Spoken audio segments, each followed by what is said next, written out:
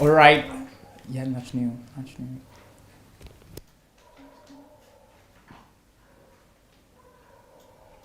Hello, dear friends. You're welcome. This is Anojo, and I'm welcoming you all. This is the first session in the History Makers Training, February 2019. I want to welcome you all, our friends on Facebook and on YouTube. You're very much welcome. If you're not aware, the title for today's or for this HMT is How to Plan, Structure, and Achieve Your Life Goals for the next 25 years. And I'm sure most of you watched yesterday's prelude, and we're starting with the very first session in the History Makers Training, February 2019. For our Facebook friends who are just joining us, please, I'd like to encourage you to do the usual, which is share, share, share. All right, so please go ahead and share on your timeline. You could also share this video to groups you belong, or you could suggest this video to your friends by sending it into their inboxes. We're starting the first session right now, and with me here you can see the esteemed delegates who are here for the February 2019, and they're going to say a big hello to you all watching us all over the world. Am I saying the truth? Yeah. Come say hello. Hello.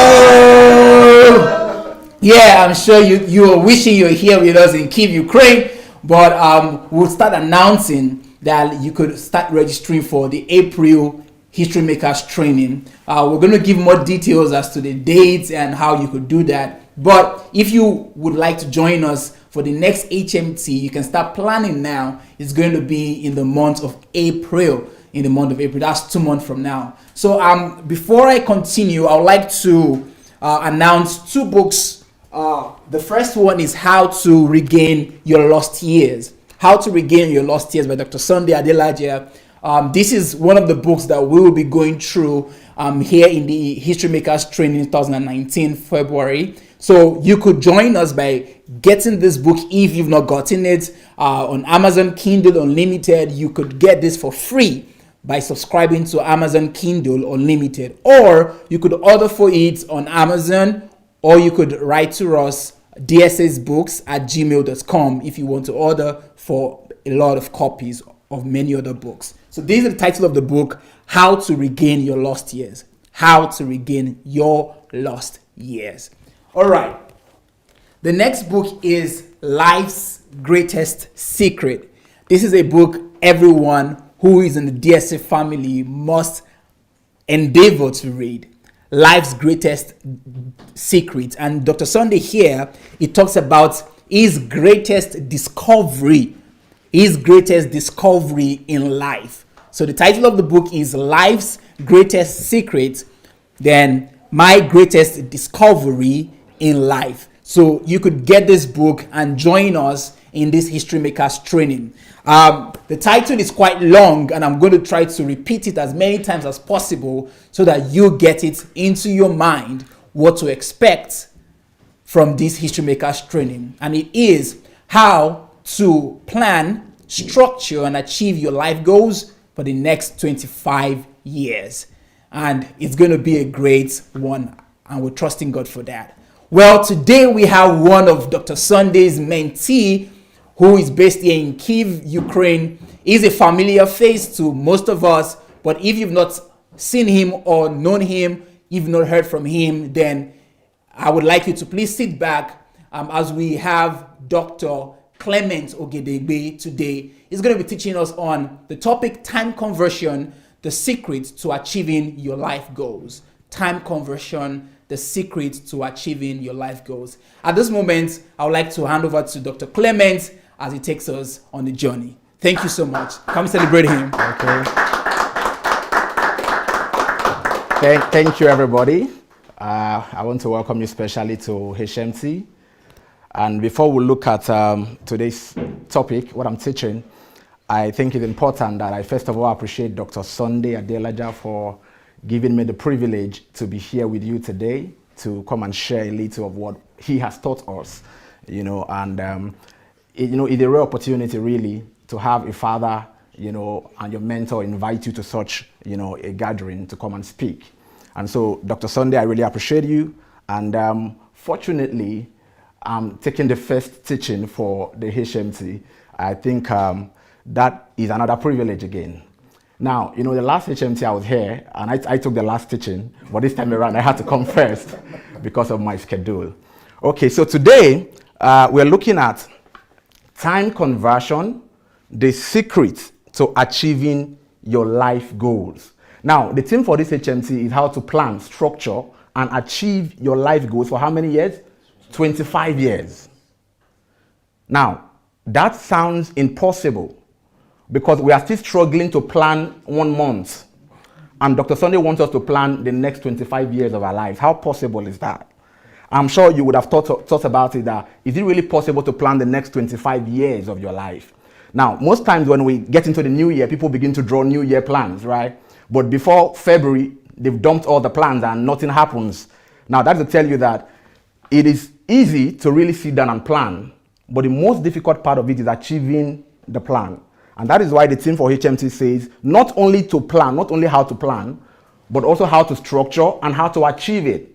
Now, for you to plan, to structure, and to achieve your life goals for the next 25 years, you must learn what is called time conversion.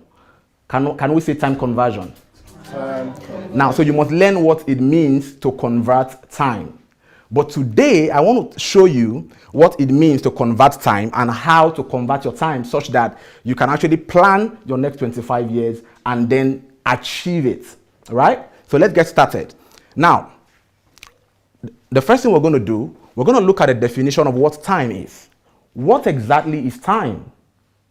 Has anybody thought about what time is? Now, what is 25 years? 25 years is made up of what? Years, right? Individual years. And those years are made up of individual months, right? And those months are made up of what? Weeks. And those weeks are made up of what? Days.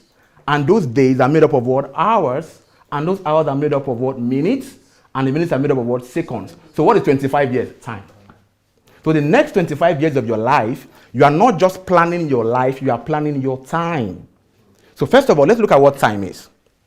Now, time is defined as the indefinite continued progress of existence and events in the past, present, and future, regarded as a whole. Now, I want you to pay attention to the word indefinite continued progress. Now, what does it mean? It means that time continues indefinitely. Time progresses. Time never regresses. Now, if time progresses, that should tell us that we also need to do something to that time so that the time doesn't just progress without us taking advantage of it. So the first thing you know now is that time does what? Progresses. And the fact that time progresses means that there will never be a time when time will be stagnant. There will never be a time when time will be stagnant. So time will always progress. And if time will always progress, it means that you cannot stop time from progressing. You can't take a hold of time. And if you can't take a hold of time, what then do you do with the time? Now, first of all, we have known that time is progressive. But what is this time? This time is actually the greatest resource that God has given to us. God has given us a lot of things. But one of the greatest resources that God has given to us is the resource of time. And I'm going to tell you why I said that. Now, why did I say that? I said that because everything that exists on the earth comes out of time. And I can prove that to you. There is nothing that exists that did not come out of time. Now, if you look at this room, you see bulbs, you see chairs, you see clothing. All of the things you see in this room, they all came out of time. Now, what do I mean by that? Somebody took time to sit down to create each of these things. In other words, everything that is created comes from time. Without time, nothing will be created. If there were no time, we wouldn't be here. There would be no existence. So time is the ultimate resource that God has given to everybody. And this time is equally given to everybody. Equally. So one person cannot say that he's been cheated with time or he's been deprived of time, because God is fair enough or God was fair enough to have given all of us, how many hours? 24 hours in a day. Now, but these 24 hours in a day, we all do not place the same demand or the same value or importance on that 24 hours. Some people use their 24 hours to watch movies. Others use their 24 hours to create in the lab. Some use their 24 hours to go to the library and bring out a product in the name of a book. Now, it means that until you know the value of time, you will not be able to place a demand on it. Those who are watching movies with their time now, they are simply demonstrating how ignorant they are when it comes to the value of time. Why? Because if you know the value of time, you wouldn't use it for, should I say irrelevant stuff? And I'm going to show you why I said that today. Because I said the greatest resource we have is time, right? Now you have the greatest resource in the world, and somebody chose to watch movies with it. Another person chose to create with it. Now, let's go ahead. Why did I say time is the greatest resource? Because time itself is equal to life. That was why I told you that 25 years is made up of years, right? Made up of months, made up of weeks, days. So it means that when we say life, what comes to mind is actually time. So it means that anytime anybody is wasting his time, what is he wasting? His life. That's what it means. And Benjamin Franklin said, "Dost thou love life? Do you love life? If you love life, then do not squander time, for that is the stuff that life is made of." So life is made up of what? Time. That's why I told you that 25 years is made up of seconds, up till you get to years. But we don't see time as equal to life. Because if we see time as equal to life, we wouldn't waste it. Most times people try to protect their lives. They don't want to lose their lives. But you know what they do to their time? They don't protect their time. Why? Because they don't know that time is equal to life. Because if you know that time is equal to life, Benjamin Franklin said you will not squander time. Because anytime you are squandering time, you are squandering your life. Your life is going. Now, some of us are here, probably 60 years, 50 years of age. Now, what made up that 60 years? Time. It means that if you have wasted that 60 years, you only did not waste time, you also wasted your life. That's what it means. So, one thing I want you to know today from this HMT is that time is equal to what? Life. And one of the greatest things that anybody wants to protect is life. So it means that we should give the same diligence, the same protection we give to life, we should give it to time. But the question is, how do you protect time? Because we said earlier that time is always what? Progressive, indefinitely. So how do you protect it? How do you get value out of time? How can you plan 25 years of your life? You have to understand what time is. And today we're looking at what? Time conversion. And I'm going to tell you that the only way to really prove that you understand the value of time and that time is equal to life is when you are able to convert the time.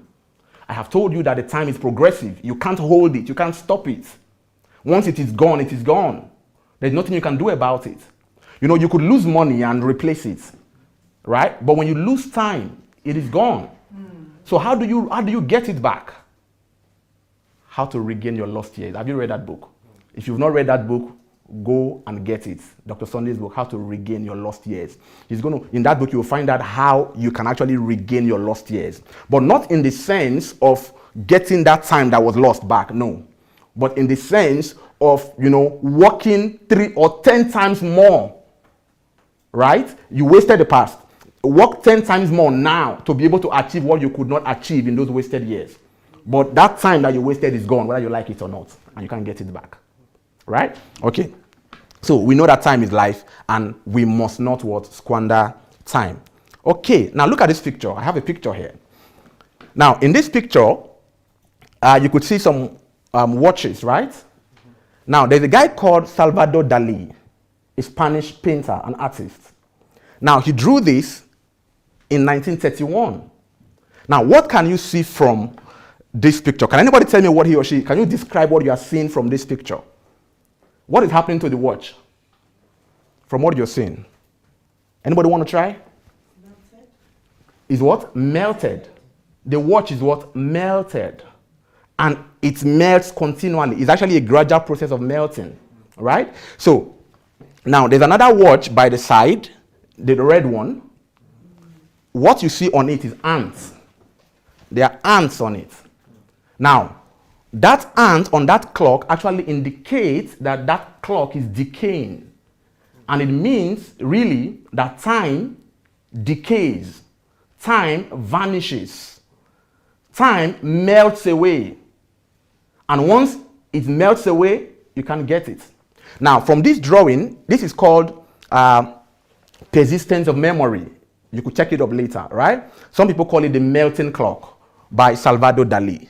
Now, when Salvador Dali drew this, a lot of people try to explain what the painting means. Now, some people, said that this painting, look at the painting very well, and look at the clock that are melting, right? Now, some people said that the first assumption to what that picture depicts is that the painting conveys several ideas, right, within the image. But most importantly, that time is not what? Rigid.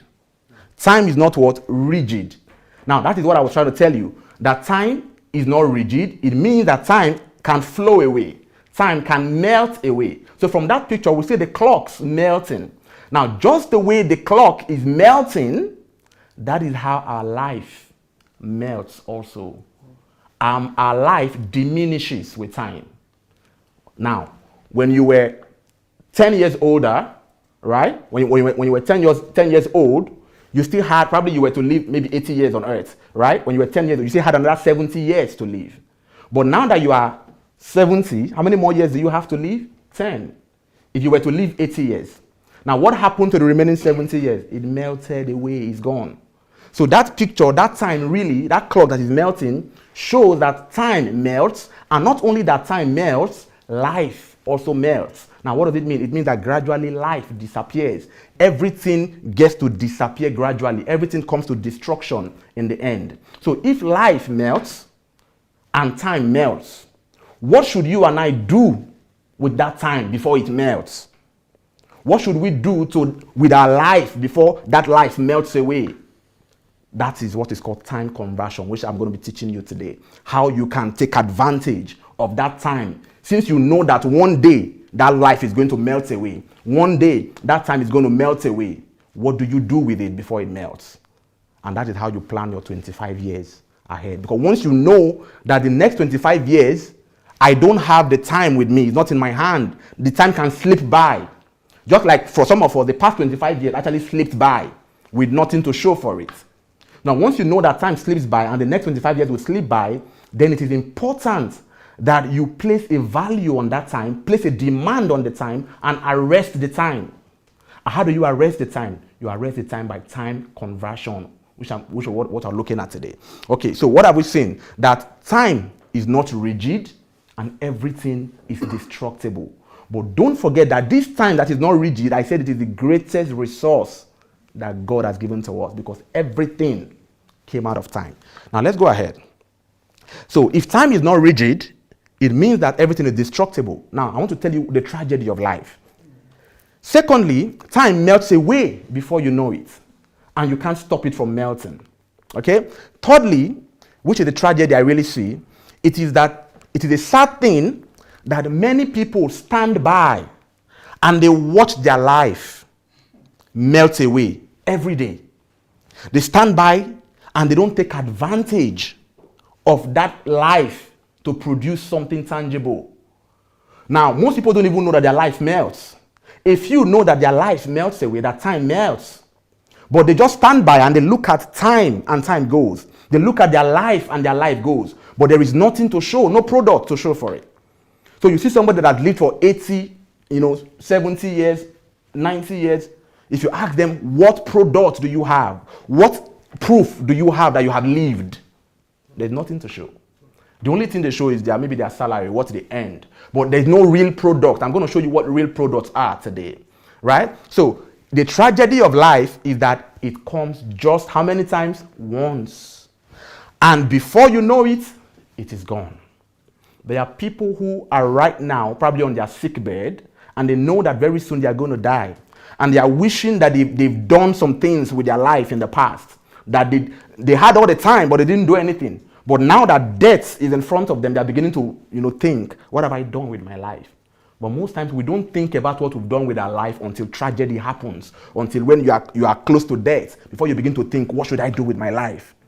Why? Because we are good at wasting life. But after this HMT, I believe we will not waste life anymore, because we will now understand the value of that life, which is our time, and then make sure that we convert it into something worthwhile, something worthy, something that will be a legacy, that even after many years when you are dead, you still have something that people could look at and they will see you'll still be alive. Now, one of the ways to live forever and not die, really, is to understand time, is to be able to convert time into a legacy, that 20, 40, 50 years after you've left the surface of the earth, you are still alive, because people can see your products. They can see the impact, the thing that you have done with that your life. So if you are going to, live forever, so to speak, if you're going to live in such a way that your memory will remain with people for good, you must learn how to convert time into products that will transform life, transform humanity, and be a blessing to the world. Not just using time to go to work and receiving salary every month. No. That's a cheap life. Anybody can just work and get salary. But when you are gone, what happens to your life? If you didn't use that life to produce anything that people could look up to and people could say, thank God this person existed, then you've not really lived. You've not lived. And some of you will have to first of all learn how to discover your life's purpose. Because we're talking about drawing goals, right? Drawing goals for the next 25 years. If you don't know what your life's purpose is, how do you even draw goals for the next 25 years? Because you're just going to be drawing goals that are not even in line with your purpose. And what matters most? Now, listen, we were all sent here to this earth to fulfill a specific purpose. And we have a specific time to fulfill that purpose. Now, if you have lived 70 years of your life and you've not found your purpose, then what were you doing for the past 70 years of your life? That is a waste. That is a waste. That is a big waste. And I'm talking to you now, there are, millions of people on this earth who have not found what their purpose in life is. So how do they even plan? How do they draw a plan for their... Because normally, your plan, right, your 25 years plan is supposed to be surrounded, it's supposed to be in line with what you are called to do, in line with your purpose. But if you don't know your purpose, how do you even plan? So you see people just live their lives, and most people don't even plan, they just live their life to chance. Anything that happens, they don't even know how tomorrow will be like. They don't have a plan for tomorrow. Tomorrow just comes and passes by. Because time is not rigid. But if you don't want tomorrow to come and just pass by, I'm going to show you what to do with your time so that it doesn't just pass by like the way your past life probably has passed by for some of us. Okay, so what have we learned? The tragedy of life is that most people just sit down and they watch their life decay, and their life just disappears like that, and they don't have any products to show that they really existed.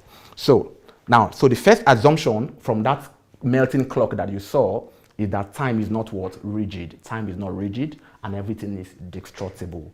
But since time is not rigid and time will be everything is destructible, you and I must devise means of laying hold of that time and seeing how we can grab something, squeeze something out of the time before it melts away.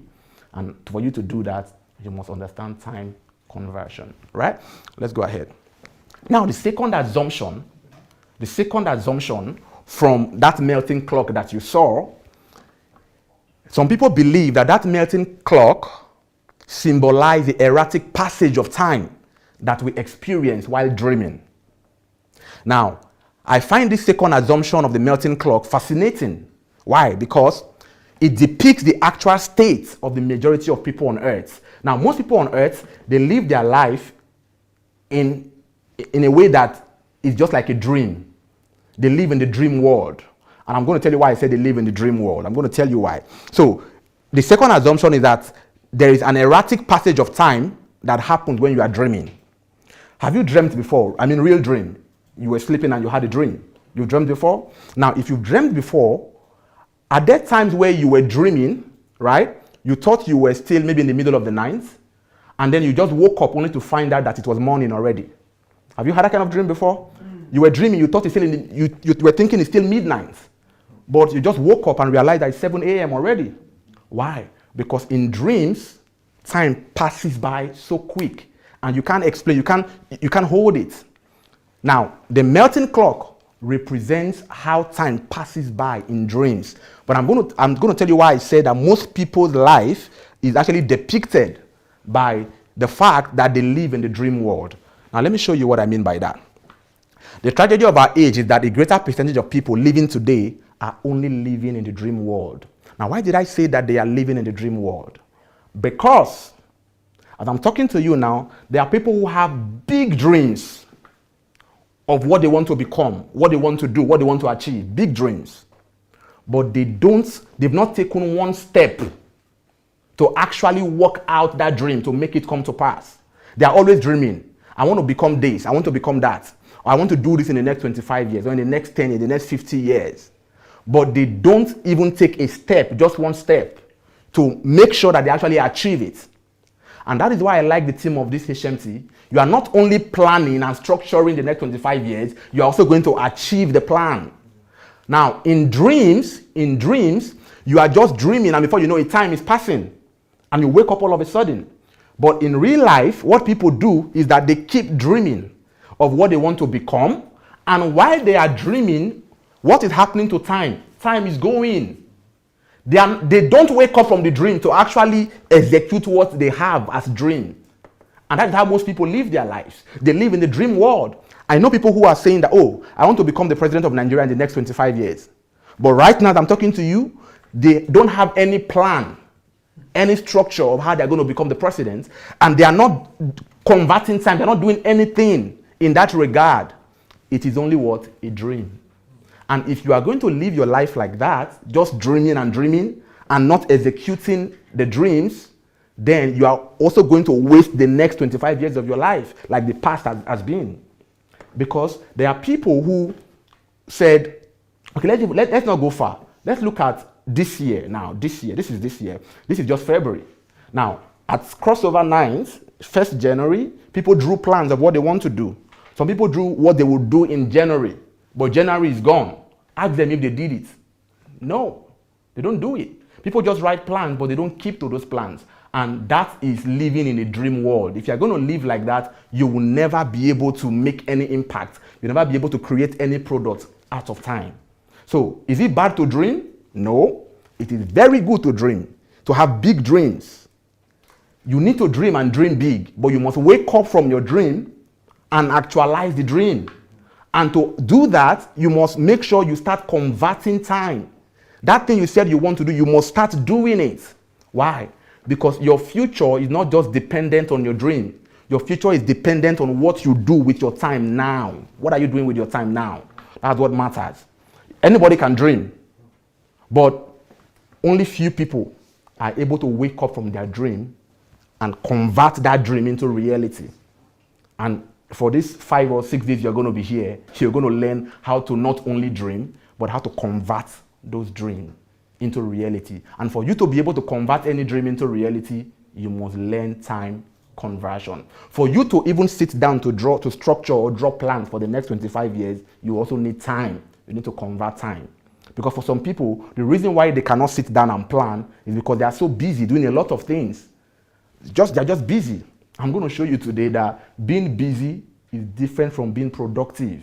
You could be busy and be wasting time. But you could also be busy and be productive with your time. Okay? So, let's go ahead. So now, you have to stop dreaming, wake up from that your dream, and start what? Doing the dream. Enough of the dreams. We've dreamt a lot. Now, it's enough of dreaming. It is time now to actually, start executing the dream. And for you to execute the dream, you must learn time conversion. You must take hold of every minute, every second, every hour of your time and convert it into something. How do you convert it? We will look at it. Okay. Now, self-discipline with time. The reason most people are not able to achieve their goals or their dreams or fulfill their purpose in life is not because they don't know what their purpose is or they don't have goals. They have goals, but they lack the self-discipline to actually sit down, take a hold of time, and use that time to work out the goals and the dreams that they have to bring it to pass. So if you don't learn self-discipline with time, you are never going to be able to, achieve your goals and your dreams. You may plan them, you may write them down, but if you are not disciplined with time, you will not be able to, achieve your dreams. Now, look at what Jim Rohn said. Discipline is the bridge between goals and accomplishments. Now, your goals are there, right? You've written down all the goals. But if you are not disciplined enough to lock yourself up and sit down to convert time to achieve that goal that you said you want to achieve, then you will never accomplish those goals. Those goals will only be on paper. Some of you, if you go to probably your diary now, you'll see some things you wrote down maybe 5-10 years ago that you said you were going to do. You've forgotten about them. You didn't do them at all. Why? Because you were not disciplined enough to actually allocate time to that goal and say, okay, this time I must achieve this goal. You just wrote it down, but you didn't do anything about it. But if you're really going to plan your next 25 years and achieve it, you must learn what self-discipline with time. Now, how do you get self-discipline with time? You get self-discipline with time by taking hold of time and converting the time into that thing that you have planned that you are going to do. Why? Because there are a lot of distractions on this earth, a lot of distractions. Social media will distract you. The internet is there to distract you. Kids are there to distract you. Your husband is there to distract you. A lot of things, African magic is there to distract you. Man U and Chelsea is there to distract you. But if you are not disciplined, you live your life in distraction all your years, and you will never accomplish your goals. So for you to accomplish your goals, you have to put aside all distractions, take a hold of your time, and say, this time, this next 1 hour, you're not passing by without, giving me what. Now, I told you before that time passes by and you cannot hold it. But I want to tell you now how you can actually hold the time. That before the 1 hour passes by, you grab something out of it. I saw you reading a book, right? Now, that 1 hour you are reading that book, what you are doing, you are actually taking value out of that time. You are taking a hold of that 1 hour and you are saying, this 1 hour will not pass by until I add value to myself. So you use that 1 hour to read. You read a book. I heard today you're supposed to read one book and finish one book today, right? Now, what is that? That is actually taking hold of time. If you were not in this HMT, you probably would be at home, maybe watching African Magic or watching maybe on Netflix, watching movies, right? What are you doing? Especially if the movies are not educative movies, just some comedy to just laugh away. What you have done, you would have allowed that time to pass by, to melt away. But now you are in HMT, you have 24 hours and you are not allowing it to pass by like that. You are taking a hold of it and converting it into knowledge, into increased knowledge. And that is why you have to read. How many books are you reading for this HMT? 6 books. Now you will find out what time conversion means while you are here, because you are going to be converting every day for 6 days. By the time you are leaving here, you would have grown in wisdom and in understanding. What have you done? You've converted 6 days of your life to added value. But you probably would have wasted it if you didn't come here. Why? Because life is full of distractions. The rat race of life. People are just busy. So one of the ways to take hold of time, to make sure that time doesn't go, is to actually, convert the time into a product. Now, you may not see the knowledge that you are getting now, but it is a product.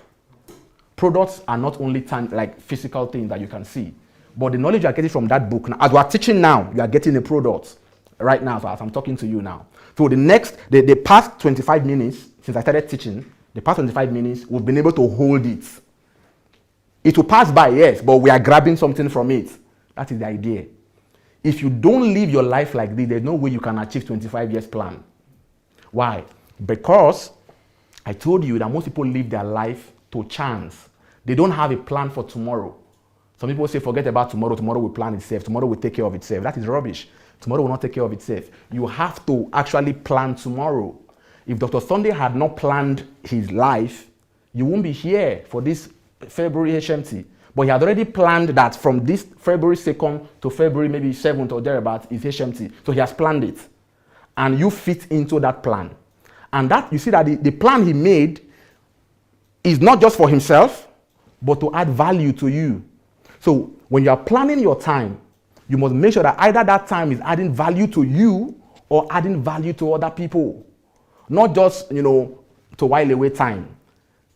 At times I look at people, some people spend maybe 2-3 hours just watching comedies and just laughing. I mean, I'm surprised. What value do you add to your life when you take 2 hours of your life just watching comedy or just watching Man U and Chelsea? And some people actually watch maybe in a whole week, they watch close to maybe 10 hours of football, just watching but no value. No value. That time is gone. Okay. So discipline is the bridge between goals and accomplishment. If you are not disciplined, it does not matter what Dr. Sunday will teach you these 5 or 6 days. If you are not disciplined with time, you will still not be productive. People come to HMT and they get inspired, and then when they go back, no self-discipline. Everything dies down again. But that will not be your case. You are going to get back and discipline yourself. And I will show you how to do that. Now look at this by Harry S. Truman. He said, in reading the lives of great men, I found that the first victory they won was over themselves. Self-discipline with all of them came first. If you cannot win the victory over yourself, forget about conquering the world. If you cannot discipline yourself with time and say, this is what I'm going to do, and you stick to it and do it, forget about conquering the world. Forget about becoming great. Forget about achieving 25 years plan. So you must be disciplined with time. Very important. Now, there are a lot of people who are disciplined with money, but only very few people are disciplined with time. Very few people are disciplined with time. And one of such persons I've seen is Dr. Sunday. He's disciplined with time.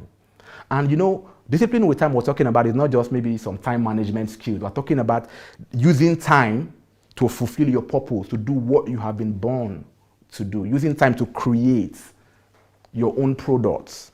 Not using time to go and work for a boss somewhere. Your own products.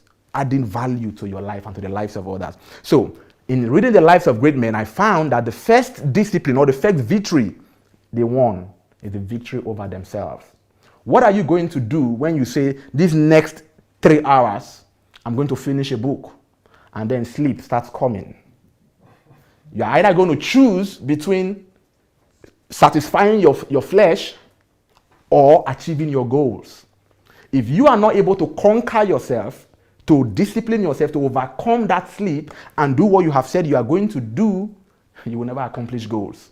That is why self-discipline is the bridge between your goals and the accomplishment of your goals. And for anybody to ever become great in life, that person must first of all win the victory over himself by learning what? Self-discipline. And self-discipline means not just self-discipline, just self-discipline with time. I'm concerned about time. You must be disciplined with your time to make sure that every hour of your time counts. You add value, you add meaning to your time. If you don't add meaning to time, time will just pass by like that. But you can add meaning to it by putting a schedule and say, this is what I want to do by this time, and you do it. Once you put a schedule on time and you achieve it, you have conquered time. You did not allow the time to just pass by. You got something from it. Okay, let's go ahead. One more quote on self-discipline. Now watch. The one quality which sets one man apart from another, the key which lifts one to every aspiration, while others are caught up in the mire of mediocrity, is not talent, is not formal education, is not intellectual brightness. It is what? Self-discipline. You could be talented, you could have formal education, you could, have intellectual brightness, but if you are not self-disciplined, especially self-disciplined with time, you will just die like an ordinary man. You cannot achieve greatness. You cannot make an impact in this life. Okay? With self-discipline, all things are possible. Without it, even the simplest goal can seem like the impossible dream. The reason why most of you have dreams, but you've never achieved them, is because self-discipline is lacking. Without self-discipline, the smallest dream looks like what? An impossible task. You think that, oh, I can't do it. I don't have time for it. But you will find out that if you discipline yourself enough to actually allocate time to that goal or that dream and make up your mind that I'm not going to get up from this place until I achieve this, you realize that that dream that you've been, procrastinating, that you were thinking is impossible, is actually a very simple thing to do. Like for some of you now, for example, you say, oh, I don't think I can ever write a book, right? I don't think I have what it takes. I will tell you that you have everything it takes. There is not, really, in the real sense, there is nothing you cannot do. You only need to allocate time and train yourself and build yourself in that area, and then you'll be able to do anything at all. Anything at all. So when you have a dream and that dream is looking impossible, it is because self-discipline is lacking. When you have the self-discipline and you are able to take time and convert that time to that thing, you will soon realize that, oh, that what you were thinking was impossible is actually a very simple thing to do. Okay? So we all must learn self-discipline with time. Right? Now look at this guy. I used this picture the last time. Now, what is this guy doing? He's trying to hold the clock from moving. But is it possible? Yet, it's not possible. It's not. You can hold the time. It is not by physical holding of the clock. No. The clock will keep on what? Moving. Now, but how do you hold it? I just told you how to hold it. By converting it into a product. That's the only way to hold time. Otherwise, you can't hold time. You can't hold time. So this guy is struggling, but what I really want you to do is to go into a fight with time, to battle with time, but not physically like this, but making sure that every time is converted, that no time is wasted. So the only way to fight with time and defeat time is to make sure that before the time comes, you already put a schedule on it. This is what I'm going to be doing by this time. And you do it. Once you achieve it, you have conquered time. You have defeated time already. But if you don't put a schedule, you don't put a demand on time, the time will melt away. It will just pass by like that. Okay? So let's go ahead. Now, this is where I want you to pay attention now.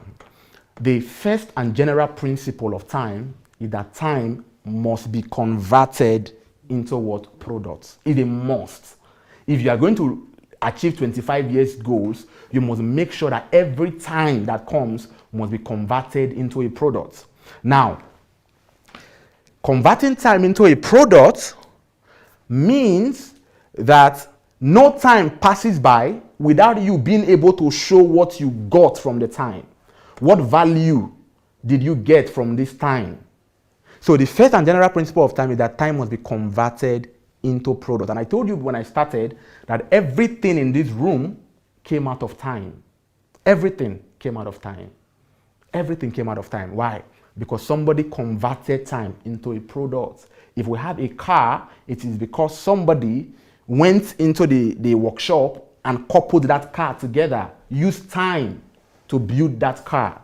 If we have even a child, a human being, has to stay in the womb for about 9 months. That is time. With that 9 months, the child is not completely formed. So everything, including life itself, comes from time. And so it means that time can be converted. Now, the good thing about time is that God made time in such a way that you have the liberty to convert it to anything you want. You have the liberty to convert that time to anything you want. You could convert that time to a book. You could convert it to a song. You could convert it to a phone. Somebody invented the iPhone, right? Converted time to get the iPhone. You can convert it to anything at all you want. But I'm going to show you today that it is best to convert time into fulfilling your purpose, what you were born to do. What you were born to do. Any time that you convert into fulfilling your purpose is actually a time well converted. But you can convert time to anything at all. And there are different kinds of products that you can convert time into, which I've listed already, but we're going to look at some more. So don't forget this principle of time. Time must be converted into products. And when I say time, I'm not just talking about converting 25 years.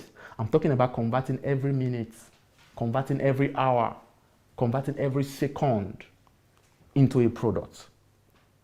Now, I just read the first principle of time is that time must be converted into product. I read it in 1 minute, and you learned it in 1 minute. What have you done? You've converted 1 minute. While I read this, the first and general principle of time is that time must be converted into product. If you didn't know it before, you just knew it now. So what did you do? You just converted that 1 minute into product. You know why I said so? Because I said minute must be converted, and I saw the reaction on my sister's face. You mean you can convert 1 minute into a product? Yeah, you can convert 1 minute, 1 second can be converted into a product. You just learned something now within 1 minute, so you have converted that 1 minute into a product. So when we say time must be converted, we are not just talking about converting a year, because most people are drawing plans for 1 year plan, and they're waiting for that 1 year. No. Now, every minute must be converted into something. Every second must be converted into something. You know, if you've been in this house for some time, you see Pastor Sunday, when he's walking, he always has his iPad with him. As he's talking to you, he's reading something. Every time he has something that he's reading. What is he doing? He's making sure that every minute he's adding value to himself. And that is how you can convert minutes, convert seconds, and convert hours. So every time must be converted into product. Okay. Now, I want to say something here. If you don't know how to convert time into products, something is going to happen. Now, what is going to happen? You have, on this life, on this earth, you have 1 lifetime. Is that true? 1 lifetime on this earth, right? But within that 1 lifetime, you have 2 lives. I want to say something now. Pay attention. You have 1 lifetime to live on earth, but within that 1 lifetime, you have 2 lives. Now, what are the 2 lives? What do I mean by 2 lives?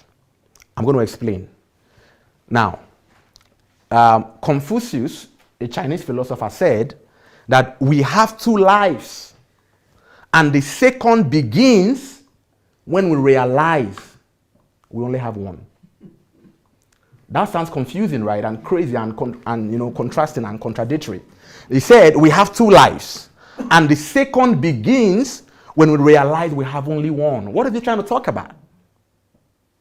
Now, what is the 2 lives that we have?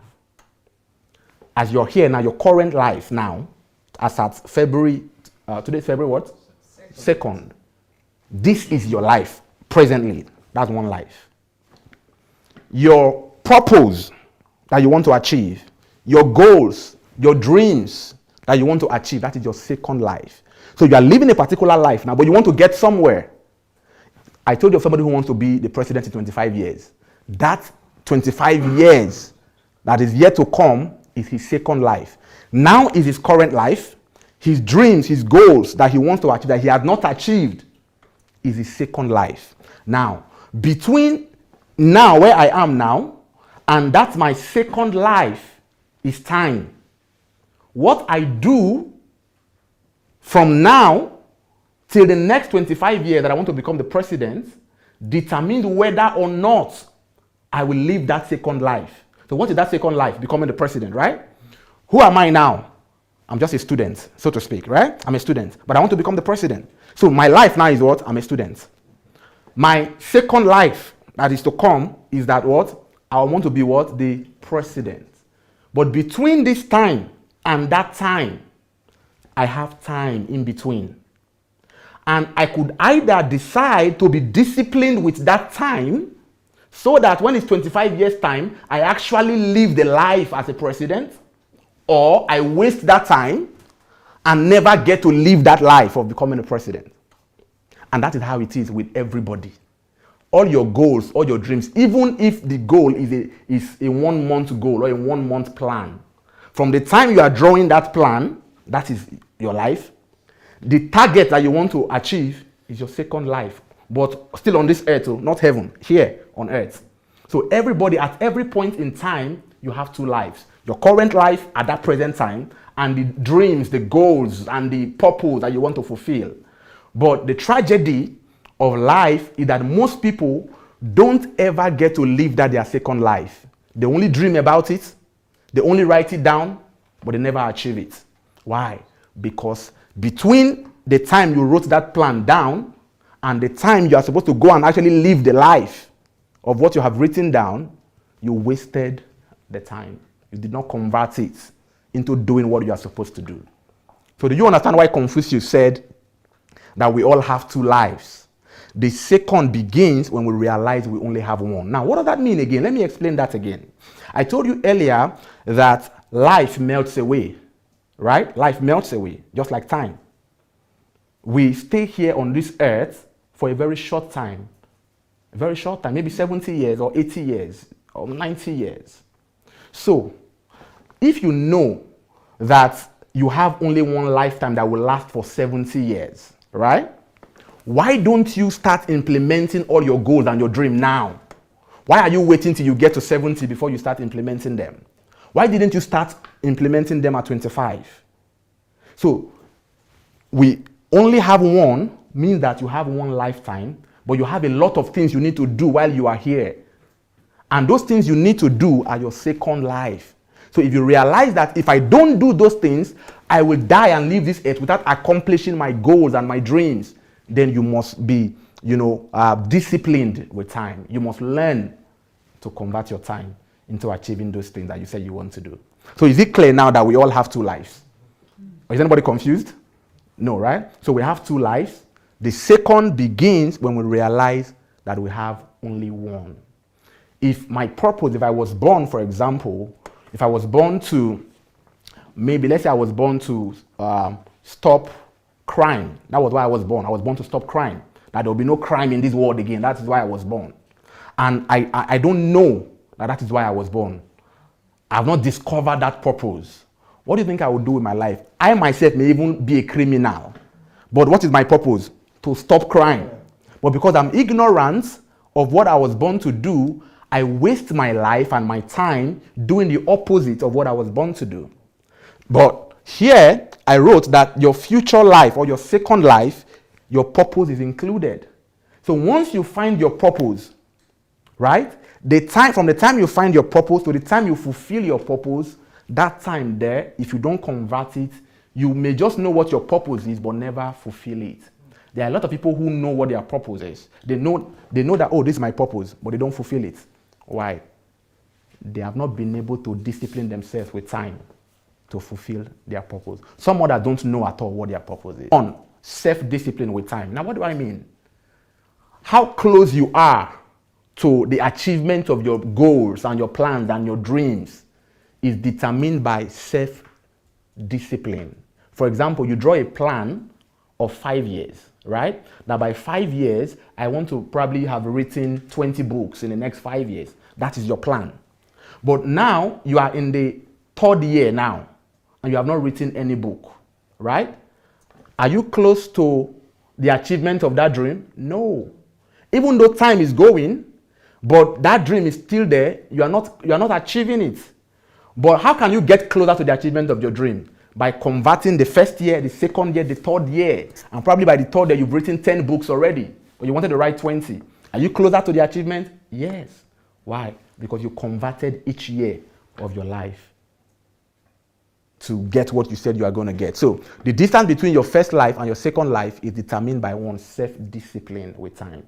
And when you see your first life there, means your current life, and your second life means your goals, your dreams, your purpose, everything you want to achieve. The distance between them is self-discipline. If you are not disciplined with time, you will be farther away from the fulfillment of your purpose. Even though your time is moving towards your target, but there's no product to show, it means you are still far away from achieving that product. Secondly, time conversion, which we're looking at now. And then thirdly, hard work.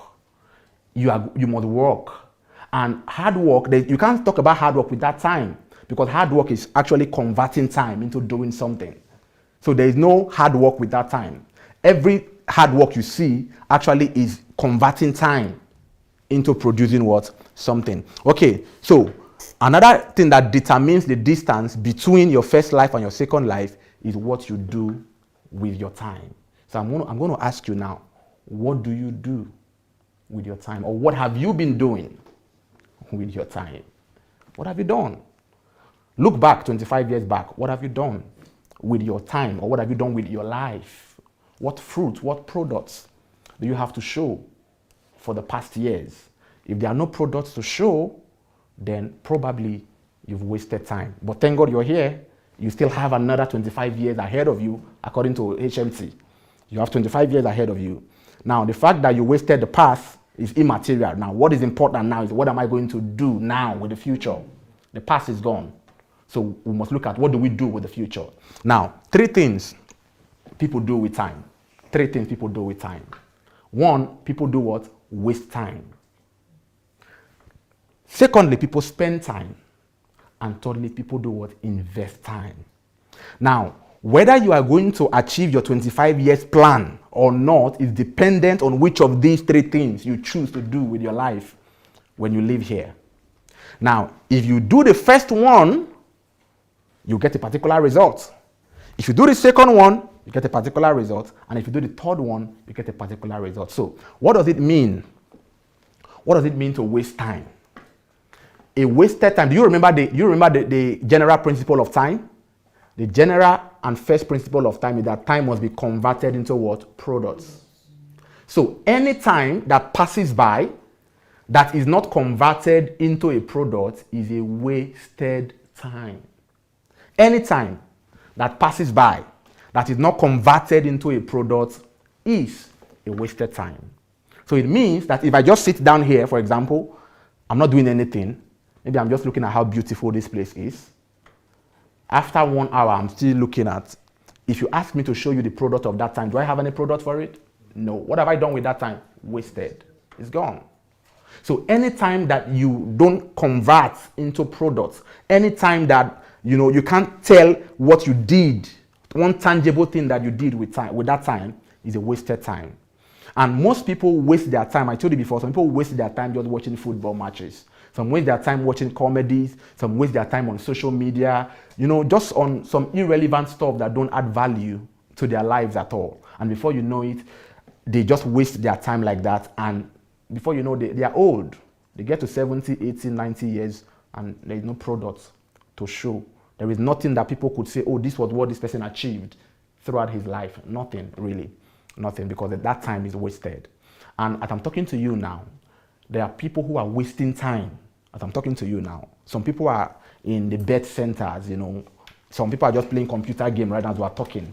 Some are just sleeping. People are doing different things that don't add value to their life. So anytime you use time to do something that does not add value to you or add value to others, or anytime you use time and you can't see the product that you get from that time is called what? A wasted time. And nobody who is a time waster ever achieves any goal or any dream. If you are a time waster, you will never achieve your goals or dreams. You may be probably, just be feeling good about your life, just enjoying your life, but there's really nothing tangible that the world could say that this person actually is living. So, don't forget the quote we said earlier, does thou love life? Then do not squander time, for that is the stuff that life is made of. So anytime you are wasting time, you're actually squandering time. And it's the proof that you don't know the value of life. Because if you know the value of life, you will never waste time. I gave a story of 3 persons who were traveling. The last time I was teaching, 3 persons who were traveling. They were traveling from, let's say they were coming from the UK, right? They're coming to Ukraine, like you came for HMT now. Now, while they were coming from the UK to Ukraine, let's say it's about maybe 7 hours journey, so to speak, right? Now, 3 of you in the same flight.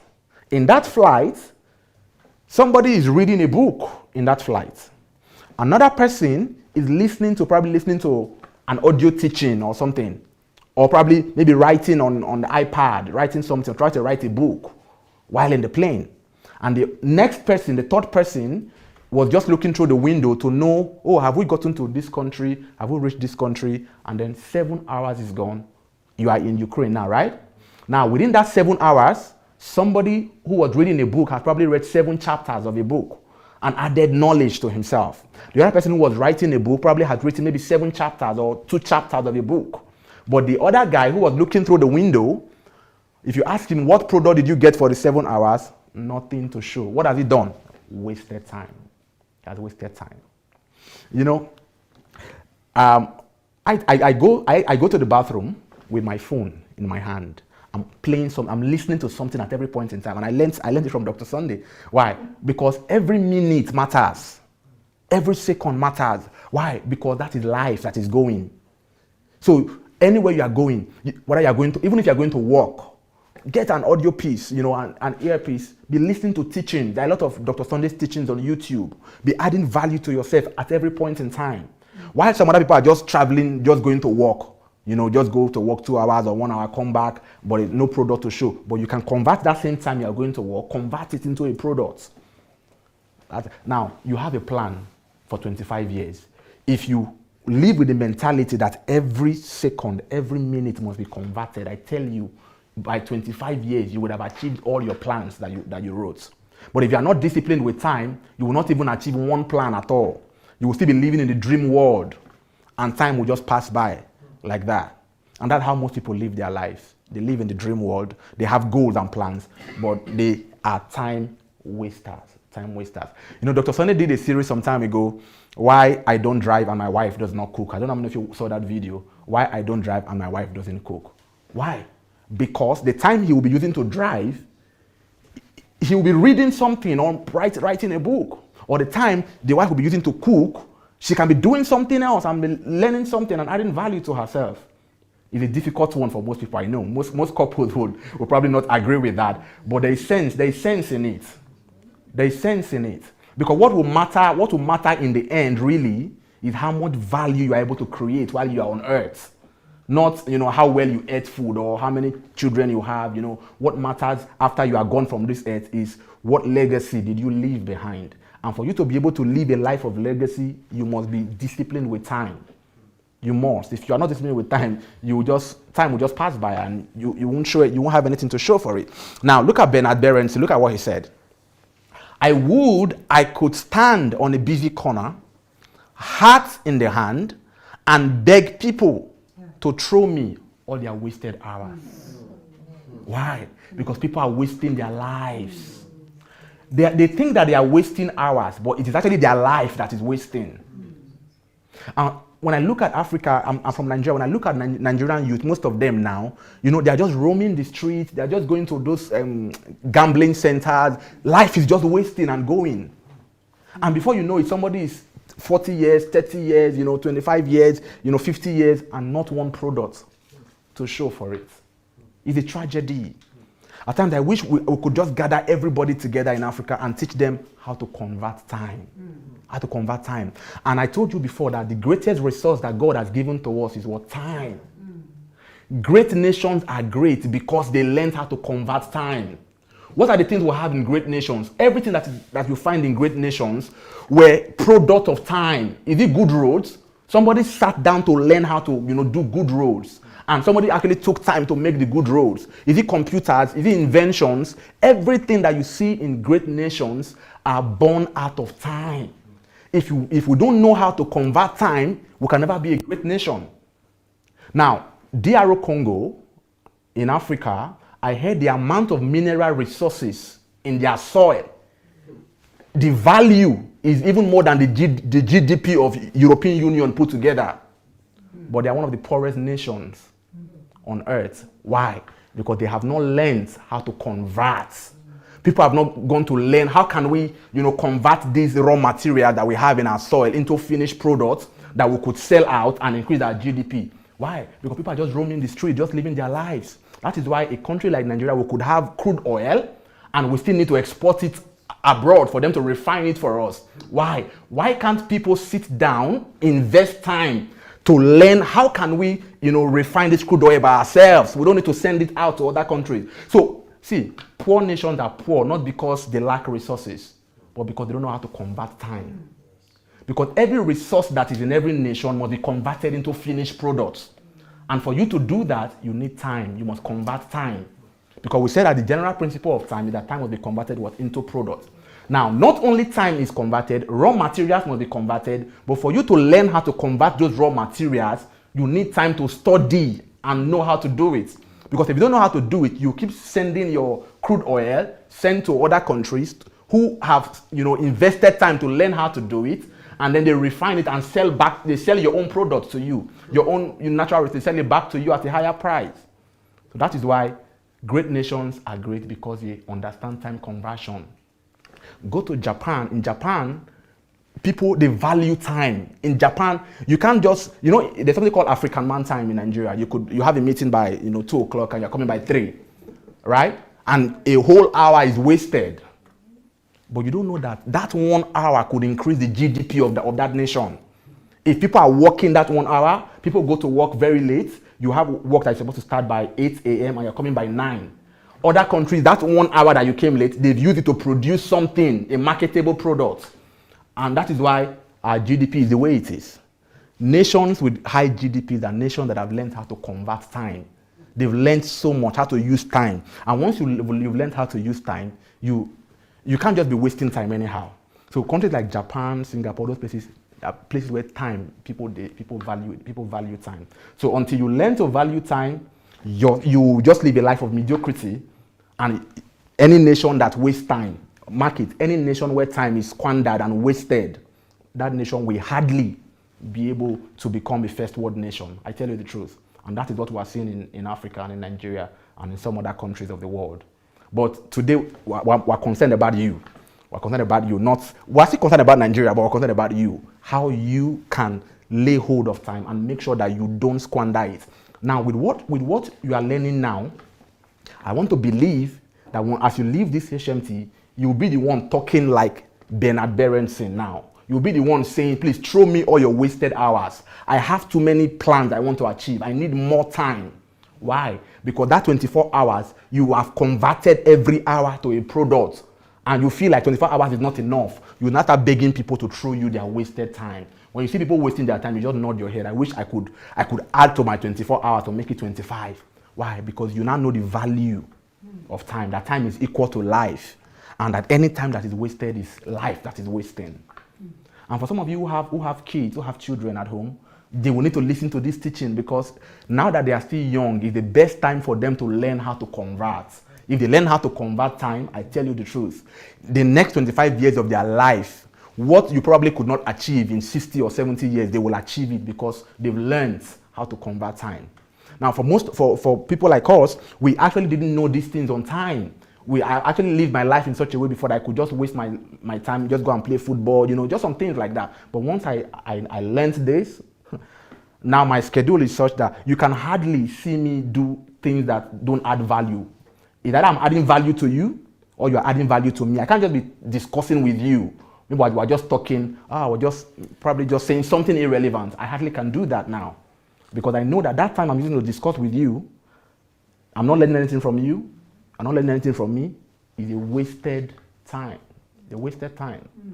Dr. Sunday said some time ago that, in Nigeria, people like doing parties.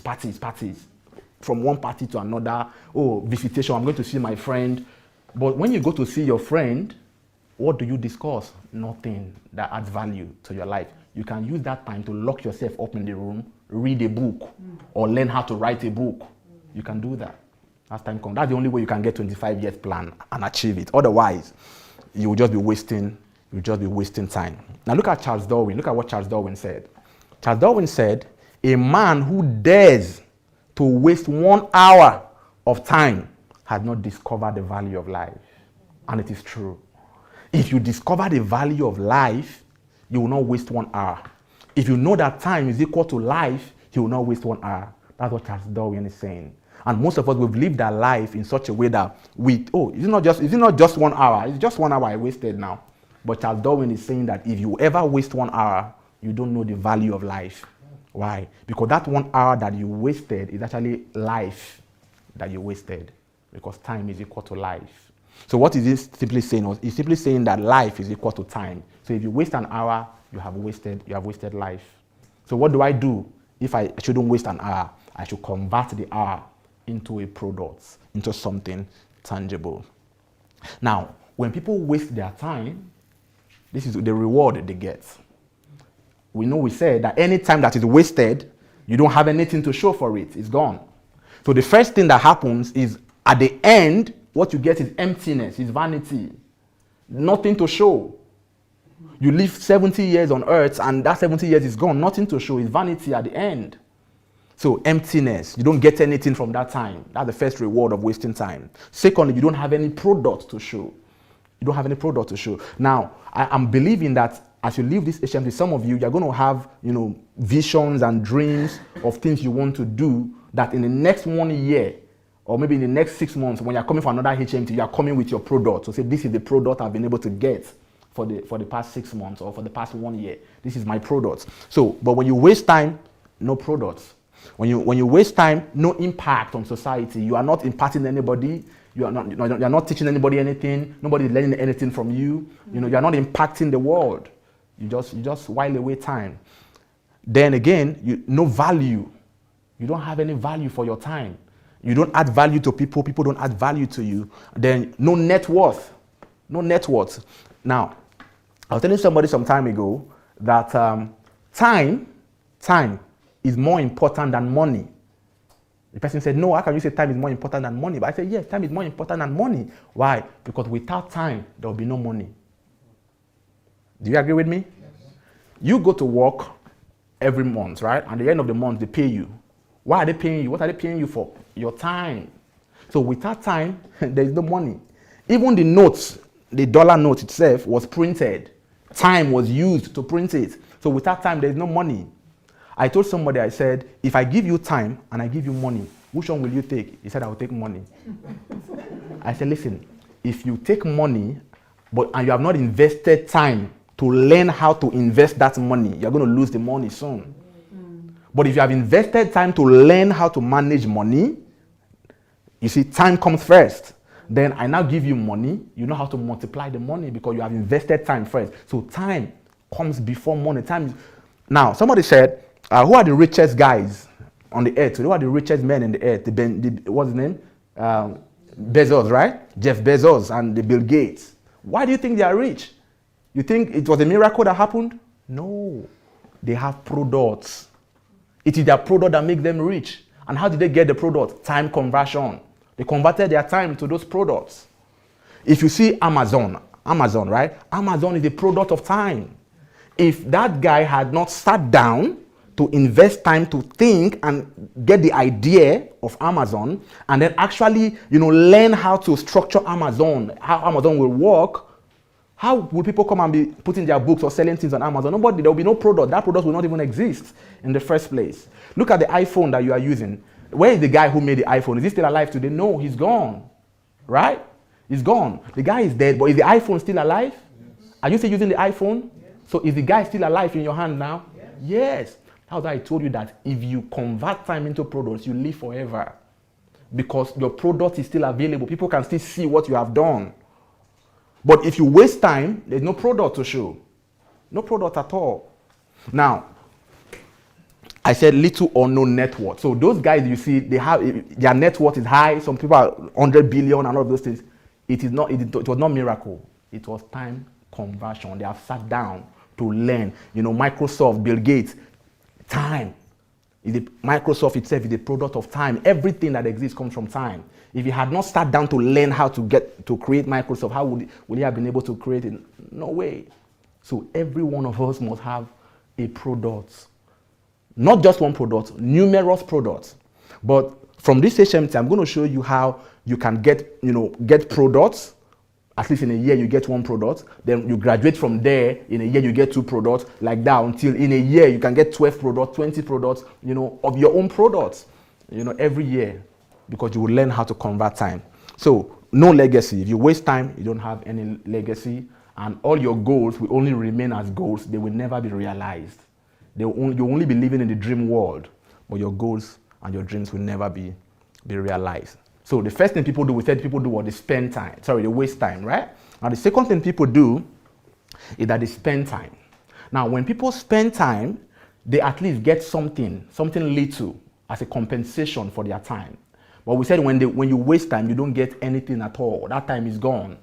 You can't tell what you did with the time. The time is wasted and it's gone. But when people spend time, they get a little compensation for that time. And when people spend time, they really don't have control over their time. Somebody else controls their time for them. And let me give you an example. Now, some of you wake up 7 a.m., right? You have to be at your office, at your place of work by 8, for example. Now, you must be there whether you like it or not. Why? Because your boss is going to fire you if you don't come. So it means that you are not the one in control of that time.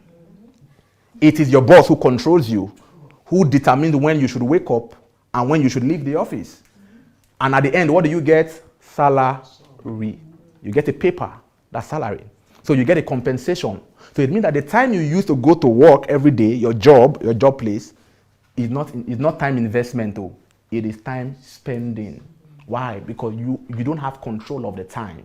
It is not what you want to do. You are just doing it to survive. We are living for survival, working for Uncle Sam, just so that we can make ends meet, right? So when you are spending time, you don't have control over the time, but you get compensated. At least you get a salary at the end of the month, right? That's what you do. But now, society determines or dictates what you do with your time for you when you are spending time. Now, for example, even when I go to, let's assume I go to school, right? I go to school, I'm studying medicine, and I'm studying medicine for 6 years. I have to be in class 8 a.m. Not because I really want to be there, but because the school curriculum says I have to be there. So I'm being controlled. And after 6 years, what will I get? A certificate. So I get something for that 6 years. But most times, we are in school, not studying what we want to do, not studying what we love, but probably what our parents ask us to do. Now, if you have children, that is why you must not force your children to go, read some courses because you want them to become doctors or you want them to become engineers. If you are not doing something that you really want to do, that you have control over, then you are spending time. You are just doing it because of the little compensation that you get at the end. Is it good to go to school? Yes. Is it good to go to church? Yes. But do you have control of that time? No, you don't have control. That time is being controlled by society and being controlled by the school or being controlled by the church or by your boss. And at the end, they give you a compensation. So spending time is better than wasting time, right? When you waste time, you don't get anything. And when you spend time, you still get something. You still get some salaries, Even though you forget about your purpose in life and you're working for your boss, you have traded your purpose for salary, but you still get something. That's what happens when you spend time. So you exchange your life and your purpose and your dreams for some papers, some dollars at the end of the day. Now, about, say, maybe 90% of people on earth are here. They spend time. It's not a bad thing, really, believe me. It's not a bad thing to spend time, but it is better to be able to, find out what your purpose is, create your own inventions, your own products, right? That you have control, you determine what you want to do, and you are still getting the same financial value that probably your boss would have given you, or even get something better, but you are the one in charge. When you do that, then you are investing time. Why? Because that time you are using it for your purpose, not to please, not to work for your boss, but for your own purpose. Okay? Let's go ahead. So when you spend time, what do you get? Salary. You get some cars and some houses. You get certificates. But no tangible impact on society, really, because everything, you're working for your boss, so your boss determines what happens. You don't feel satisfied, you are not fulfilled. You are just going to work every day because you need to eat, you need to get your salary, but you are not satisfied, you don't feel fulfilled at all. That is why you see people who have gone so high in their career, and yet they still feel an emptiness, they still feel that they are not doing what they were born to do. Why? Because until a man discovers his purpose and fulfills it, he doesn't find satisfaction. You may have all the money, but until you really do what you were born to do, you don't feel satisfied. So when you spend time, this is what happens. No valuable products, and after working for your boss for maybe 70 years, they retire you and they forget about you, and your life is gone, just like that, because you were spending time. No real legacy to show. That is why I respect those guys like Bill Gates and those guys, the Mark Zuckerbergs, because they are no boss to determine what they do. They are the boss by themselves. They did not even allow the school system, the four walls of school, to cage them. Some of them dropped out, to go and follow their passion and their calling and what they feel that they were born to do. And today, those professors who were probably their professors now, all of them are looking up to them. You see, that's why it is important. Find out the calling and the purpose of your kids, and encourage them to, focus, invest their time doing that. Because what the 4 walls of school will not be able to give to them, they will still get it if they value time, if they use time to learn. That is why I caught for those guys. I respect them. The likes of Bill Gates and Mark Zuckerberg and Steve Jobs. I respect those people because they've been able to, take a hold of their time and convert it into the product that they want, and they leave a legacy behind. When they leave the earth today, their product will still be available. Okay. Now let's go. Now this is why I want you to pay attention. Invest time. That's the third thing people do with time. Invest time. We have said that when you waste time, you don't get any product for it. When you invest time, you get a little product, a little compensation for it. But when you spend time, but when you invest time, you are converting every minute and every hour into a product. That was what I was explaining earlier. That even though time is passing by, you don't allow it pass by. You take a hold of that time and convert it into a product. Once you do that, then you have invested your time. And it is best to convert that time into fulfilling your purpose. The best way to convert time is to use that time to fulfill your purpose. So, now, I want to say something. Any day you live without fulfilling your purpose, you have not lived. I want to say that again. Any day you live without fulfilling, without doing something related to what you were born to do, you have not lived. You are just existing. Why? Because the reason why you came to this earth was because of your purpose. You were sent here for a specific purpose, and anytime you are not living out that purpose, then you are not living really. And if you waste time or spend time doing other things and then neglect your own purpose and not, invest time into building your own purpose, then you actually would have failed. You would have lived a failed life, really. So the best thing to do is to invest time to fulfill your own purpose. Now, let's assume that you were born to be, let's just say you were born to be a medical doctor, as an example. But all the time, I see you going to play football. Maybe out of 24 hours, I see you playing football for 8 hours. You're playing football. You don't go to school. You don't study medicine. You don't read anatomy. You don't read physiology. You don't read anything. You are just playing football. But your calling, your purpose is to be a medical doctor. Now, how do you reconcile that? You are investing time into playing football, right? But what is your calling? To become a medical doctor. So what have you done? You have not actually invested time into your purpose. And anything you keep investing your time on, that is what you are going to become. So if you tell me you want to be a medical doctor, but I see you playing football all the time, you are indirectly telling me that you want to become a footballer. That's what you were born to do. So the best thing for you to do is to invest that time into your purpose. I know some of us have not found out what our purpose is in life. I'm going to encourage you, I won't be able to do that teaching today, but I'm going to encourage you to go to Dr. Sunday's YouTube channel, and you'll see a series on who am I. You see a series on calling and purpose. Go and listen to that. Once you listen to that video, you'll be able to at least have a glimpse of what your life's purpose is. So that when you want to draw your 25 years plan, you are drawing the plan around your purpose, in line with your purpose, so that you now know what to do with your time. You convert your time in the direction of your purpose. Right? Okay, so how do we invest time? We invest time by converting every minute, every hour into what? Into products. And don't say, I cannot invent a phone or something. No, you don't have to invent those things. Product could be in the form of a book. Product could be in the form of increased knowledge, adding value to yourself. You understand? Product could be anything. It doesn't have to be like Bill Gates' product or like Mark Zuckerberg's product. No. Product could just be that, you want to learn how to write books, or you have a calling into music. You want to build yourself.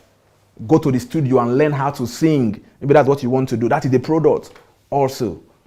Maybe your calling is to become a politician or whatever you are called to do.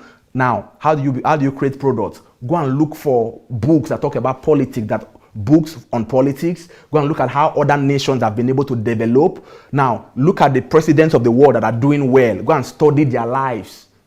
What are you doing? That is product also, because you're adding value to yourself in the area of your calling. In the area of your calling. That's how you add value to your life. Okay. Now, one of the best ways to invest time is through what is called solitude. Dr. Sunday did a teaching on this. It's on YouTube. You could look for it also. Solitude. Now, if you don't know what solitude is and you don't practice solitude, you can hardly, convert time. The avenue for converting time into product is called solitude. Now, what is solitude? Solitude simply means setting yourself apart, isolating yourself from the distractions, from everyday distraction, from the rat race of life, and then locking yourself up somewhere with the products or with the material that you need to create that product. So now, I talked about somebody who wants to be, a president. Go and look for books on leadership, books on politics. Read biographies of, people like Lee Kuan Yew, who was able to transform Singapore. Now, when you gather all these materials together and you lock yourself up, isolated from every other person, what you are doing is solitude. And without solitude, you will not be able to convert time into products. Why? Because the world is full of distractions. I told you that even your own children can be a distraction. Even your spouse can be a distraction to you. But you have to be able to take some time out, maybe in a week or in a month, take some time out, lock yourself up in your library or in your workshop or whatever you want to do and convert time. If you don't do that, you will realize that every day just passes by. You are just busy, but no product to show for it. That's the difference between productivity and being busy. You could be busy, but no product. But if you really want to be productive, you have to lock yourself up somewhere and let everybody know that this time, I'm not talking to anybody, I'm not receiving any calls, no Facebook, no Instagram, it is just me and the material that I need to convert into a product. And then if it's books you want to write, you take time, you sit down, allow, God give you inspiration while you are there alone with God. And God is giving you, dropping ideas, dropping visions and dreams, and then giving you the how you can bring those visions to pass. That is solitude. Or you already have the vision already. You want to learn more about how I can, bring this vision to pass. You lock yourself up somewhere and from the noise and from the distractions, and then convert that time into products. That is what solitude is. So solitude is a purposeful and intentional time when you put yourself away alone with time and with the properties you need to convert that time into products that you want to produce. So maybe your goals, your dreams, your purpose, and how to even recreate your life. You can recreate your life also through solitude. So you want to plan 25 years. When you get back from HMT, go lock yourself up and begin to use your mind, begin to imagine. Now, during solitude, your imagination comes alive. Why? Because there's no noise around. Anytime you are alone, your imagination is quickened, your spirit is quickened, you hear faster. God will begin to drop ideas, into your heart. But if you are just busy and noisy everywhere, going everywhere, you will never be able to get those ideas and those goals and those dreams. You will not be able to achieve them. Okay, I'm going to be rounding off now. Now, what does solitude help you do? Solitude helps you to block time from flying away. Don't forget, we said time does what? Melts away and flies away. But once you lock up yourself in that room for 6 hours, 8 hours, what you are doing, you are arresting the time so that the time will not fly away. You are converting that time into products. Now, solitude also will help you to reorder your life. Why? Because we are so busy running here and there. We don't sit down to think, what is my life really about? Now, one of the reasons why most people have not discovered their life's purpose is because they are busy and they are just enjoying being busy, right? But they've not sat down to think, why am I here? Who am I? Why am I here? Now, for you to also discover your purpose, you need to go on solitude, convert time, and let God broaden your horizon and illuminate your heart to find out what your life should be about. So you order your life from the noise and the distractions. Then you can recreate your life. Now, what do I mean by recreate your life? Let's assume, for example, there's a particular shortcoming that you have, right? Let's say your problem is fear. You're always afraid. With time conversion, you can solve that problem. You can recreate your life. How do you do that? Go and look for books that talk about courage and boldness. Lock yourself up in the room. Say, today, I must finish this book on courage. If there are 10 books on courage in the market, go and buy the 10 of them. Lock yourself up in solitude and read them. Digest everything so that as you're coming out of that solitude room, what has happened to your fear? It's gone. What have you done? You have created a product. What is that product? Courage. So you see how you can use time to create anything you want to create. So anything that is in your life that you don't like, or there is a particular character that you see that some great leaders have and you want to emulate them, go and get their biography, read their biography. What have they done? How were they able to do it? Look at Pastor Sunday, what he's doing. How was he able to do it? Go and read, listen to his videos, and just create the kind of life that you want for yourself. So with solitude, you can actually recreate your life. Is it a life problem? Any problem you have at all. Let's say, I just talked about the problem of fear. You can deal with it. Any problem, you don't know how to manage money. You waste money. You can deal with it by converting time. Locking yourself up. Go and look for all the material that talk about that particular issue. Study them, imbibe them, and come out, a victorious person. Now, I'm running off with this quote, I guess. You need solitude to move away from the distractions of life. In your life, there are going to be constant demands for your time and attention. Is that true? Yes. There's going to be constant demand for your time and attention. How are you going to decide which of those demands get resources? The trap many people fall into is to allocate their time to whoever screams loudest. And that is what all of us are doing. We allocate our time to whoever screams loudest, and we give our talent to whoever offers them the fastest reward. That is a dangerous way to build a strategy. You can never build a strategy by just giving your time to anybody who needs your attention, who calls for your time. No, you must make sure that your time is given only to your purpose. If it is not your purpose, then it's a distraction. If it is not your purpose, if that thing that is calling your attention is not in line with your purpose, it is what? A distraction. Is life really short? Let's answer this question before I close. Is life really short? Do you think life is really short? Let's hear what Seneca has to say about life. It is not that we have a short time to live, but that we waste a lot of it. Is that true? But come to think of it, people stay up to 70, 80 years. That is enough time really, isn't it? If you discover your calling on time and understand how to convert time, even at the age of 50, you would have achieved what people who lived 100 years could not achieve. Look at Dr. Sunday. Just 50 years, and he has been able to achieve so much. What people live a whole lifetime of 100, 120 years and they cannot achieve it, he has been able to achieve it in 50 years. Such that if Pastor Sunday tomorrow decides to sleep, he has made an impact. He has created a legacy on the earth. Why? Because with just 50 years, he has been able to create what nobody has been able to create. So it is not that we have a short time to live, but that we waste a lot of it. Life is long enough, and a sufficiently generous amount has been given to us for the highest achievement. Sufficient amount of time. 24 hours every day is enough. Every day, 365 days in a year is enough time to really create and achieve whatever you want to achieve if you know how to use it. Now, if it were all well invested. But when it is wasted in heedless luxury and spent on no good activity, we are forced at last by death's final constraints to realize that it has passed away before we knew it and what it was passing. So it is. We are not given a short life, but we make it short. And we are not ill supplied, but we are wasteful of it.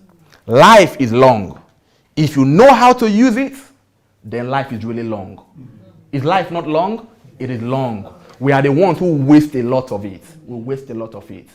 And so the writer in the book of Psalms was praying. He said, Lord, teach us to number our days and recognize how few they are. But the truth is, they are not really few. We are the ones who waste it. He said, teach us to number our days and recognize how few they are. Help us to spend them as we should. If we really invest our time the way we should, then life is long enough. Another translation says, teach us how short our life is, so that we may become wise. And my prayer for you is that you will learn how to invest every minute, every hour, and every second of your life, so that the next 25 years you will produce what you have not been able to produce for the past 50 or 60 years. And so shall it be. Amen. God bless you. Thank you so much.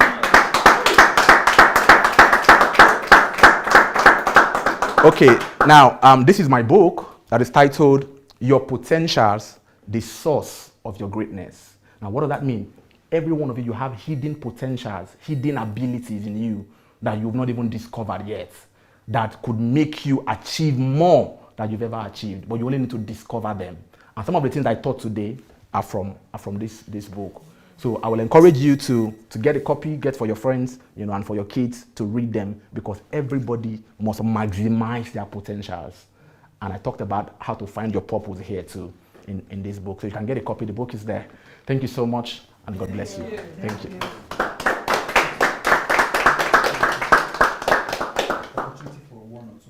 Okay, yes. I know some people would have questions, maybe questions or contributions or what they learned or something. So, does anybody have any question? Was anything not very clear? Is there anything that was not clear that you would like to?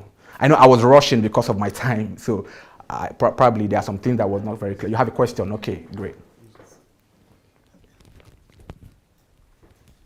Thank you so much. You're welcome. I've learned a lot on the time wasting and how to manage your time. Yeah. But the thing that confused me that I don't get is for people are born, but as you are growing,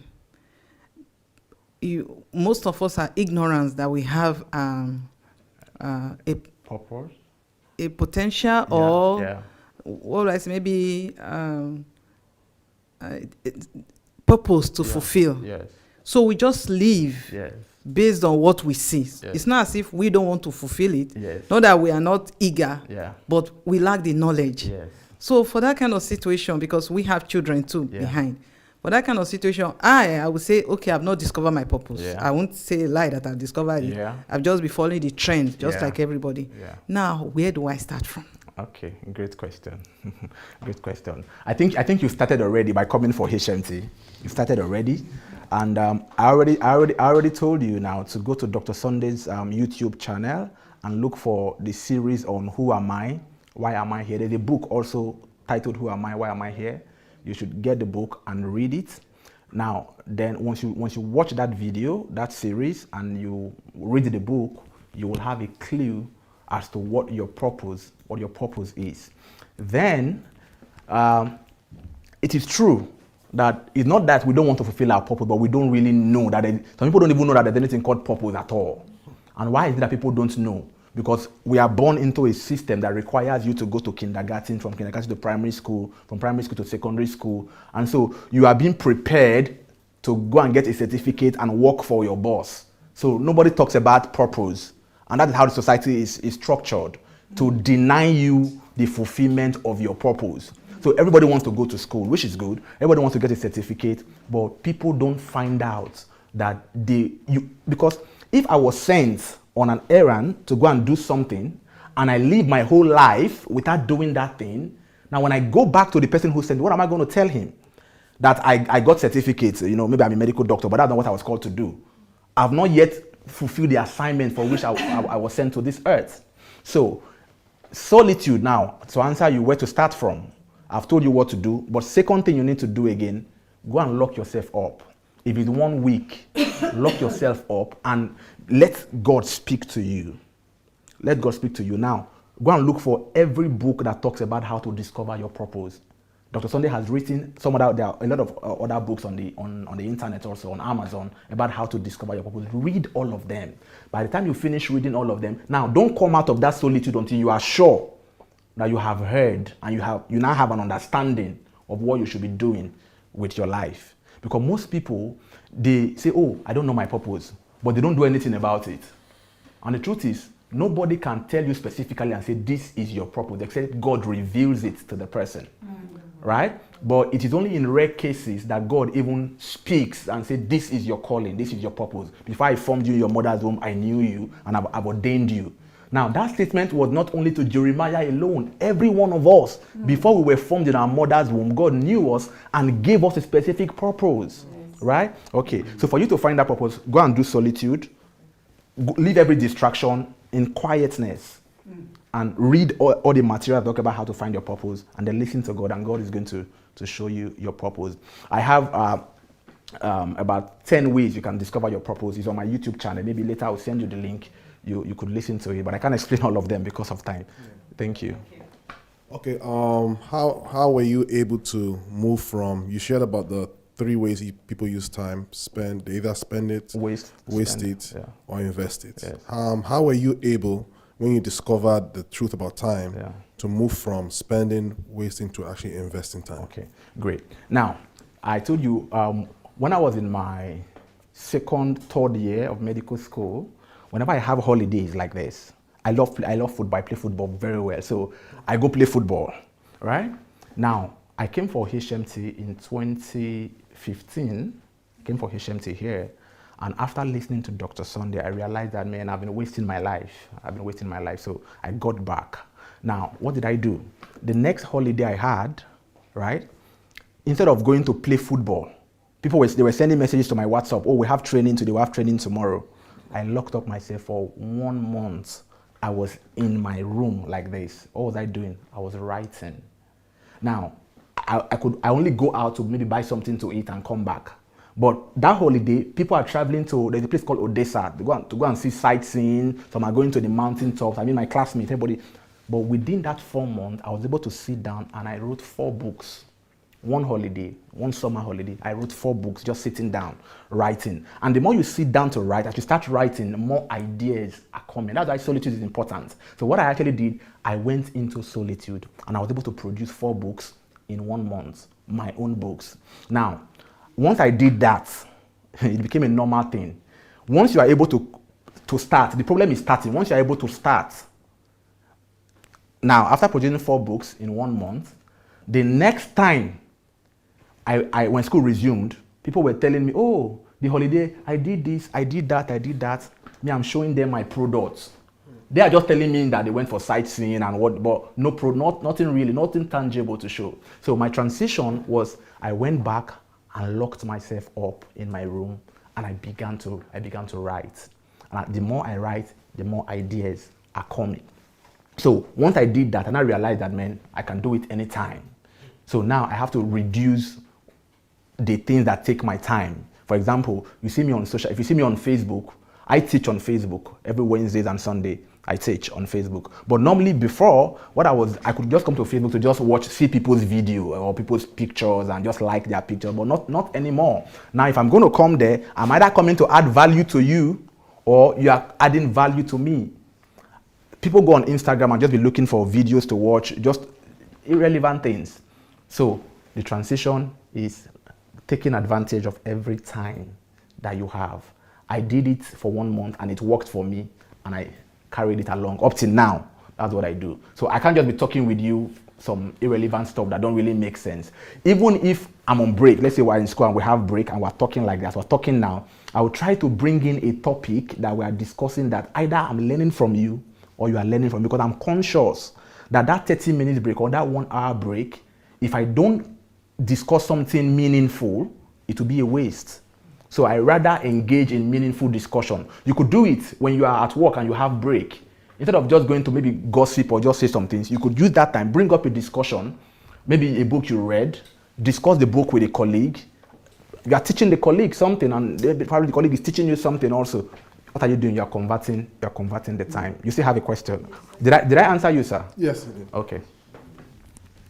Okay. My question is, at what point in time that you realize you be good at writing or you want to write, or is it at the same time you went into the solitude for 1 month that you're able to produce those 4 books? Okay. Now, I said something that there are potential that are hidden inside of you that you don't know that you have them, but they are there already. Now, in biology, there's something called the theory of use and disuse.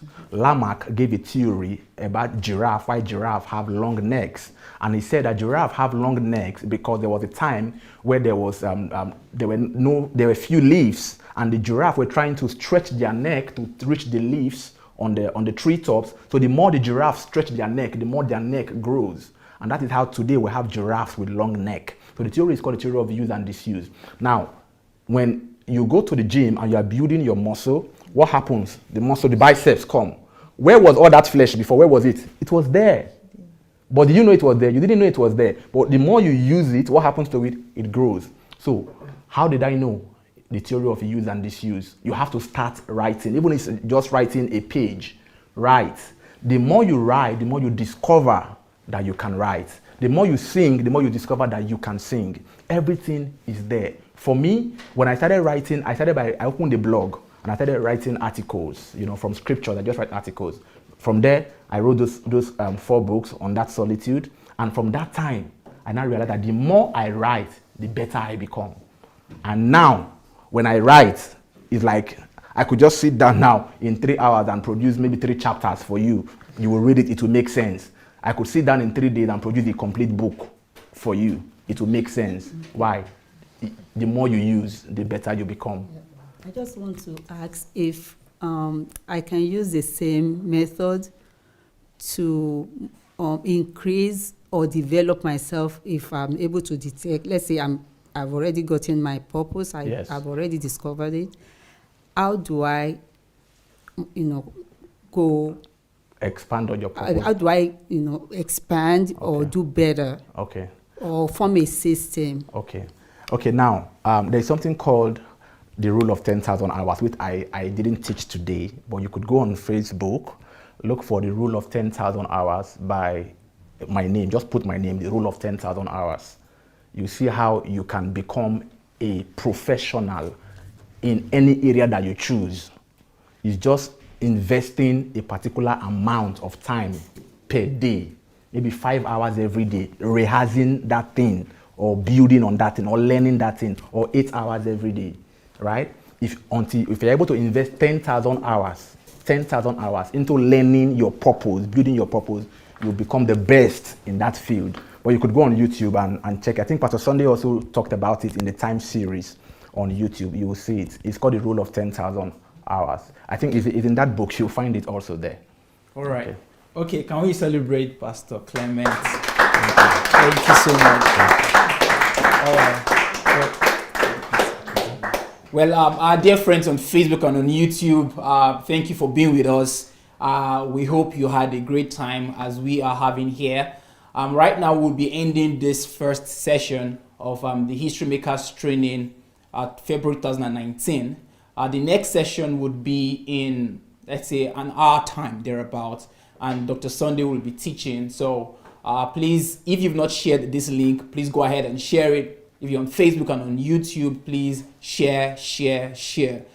This is the book written by Dr. Clement Ogedengbe, titled Your Potentials, the Source of Your Greatness. You could get this book by ordering on Amazon, or if you're interested, you could write to him. His name is Clemzy Clement on Facebook. Thank you once again, Dr. Clement. It was a great time. Well, guys, we'd like to say bye to you from Kyiv, Ukraine.